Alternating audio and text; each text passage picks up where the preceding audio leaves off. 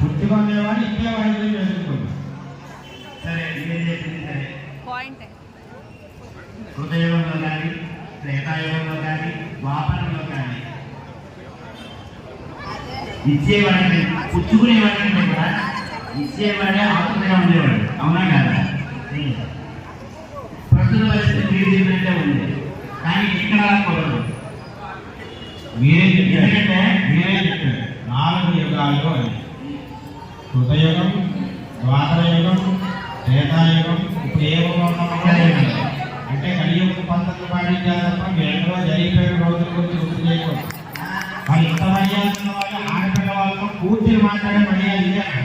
నేను రాజ్యం మీద భోజనం కనీసం ఆడపిల్లల్ని తీసుకుంటున్నాం, వచ్చేటటువంటి వాళ్ళు మర్యాదగా మనం నిలబడి మాట్లాడాలనేటువంటిది కూడా లేదే.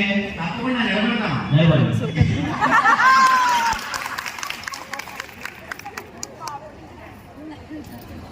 చెప్పండి. ఏదో విహారానికి వచ్చాం. కన్నులయంగా ఇక్కడ పిల్లలు కనబడుతున్నారు. తెలుసుకునే ప్రయత్నం చేద్దామని ఒక మాట అడుగుదాం అనుకుంటున్నాం. అడగమంటారా? ఈ విహారానికి వెళ్ళినటువంటి ప్రతి చోట పిల్లలు స్వామికి ఉన్న ఆకర్షణ సంఖ్య అదే కదా. ఇంత పెద్ద ప్రస్థానంలో మీరు బయలుదేరి ప్రాకారంలోకి వచ్చేటప్పుడు ఇది ఎవరిది, దీంట్లో వెళ్ళవలసిన అవసరం ఉందా లేదా, వెళ్ళవలసిన అర్హత ఉందా లేదా అనేటటువంటి ముందు అక్కడ ఆగి తెలుసుకుని లోపలికి రావాలి. తీరా లోపలికి వచ్చి మీరు ముందు తాగడం అనేది కరెక్ట్ కాదు కదా. అర్హత సామాన్యులకి, మాలాంటి వీరులకు కాదు.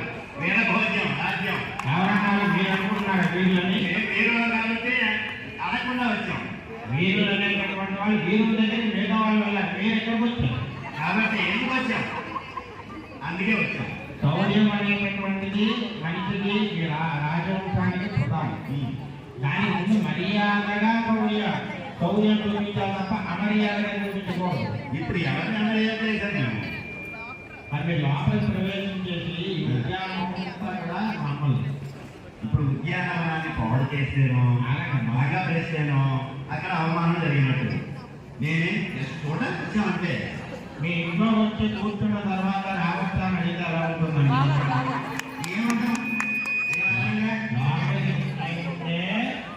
వాళ్ళ యొక్క అనుమతి తీసుకుని లోపలికి ప్రవేశించారు. అందుకనే ఇలా వచ్చి మా ఆసనాన్ని అలంకరించి లోపలికి రావచ్చా అని చాలా చమత్కారంగా మాట్లాడుతున్నారు. అందుకనే కదండి గౌరవ స్థితిగా బయట ఆగిపోయాం మేము. అమ్మ లోపలికి వచ్చేసి వెనక్కి తిరిగిన తర్వాత